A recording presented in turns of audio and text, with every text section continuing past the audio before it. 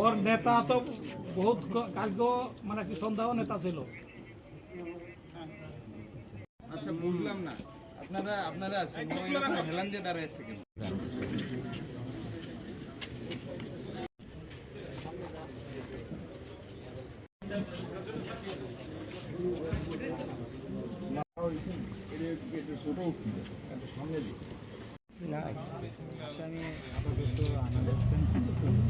প্রথমত তিনজনকে আমরা ওখানে হেফাজতে নেই এবং ওদের নাম হচ্ছে তুহিন, হাবিব, সুজন।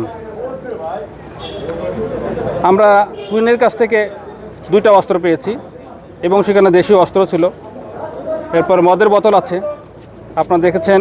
এরপর গান পাউডার কথিত কিছু আছে, আমাদের এটা ধারণা করেছি যে কথিত গান পাউডার আছে। আমরা আমরা কিছু টাকা পেয়েছি, মোবাইল সেট পেয়েছি।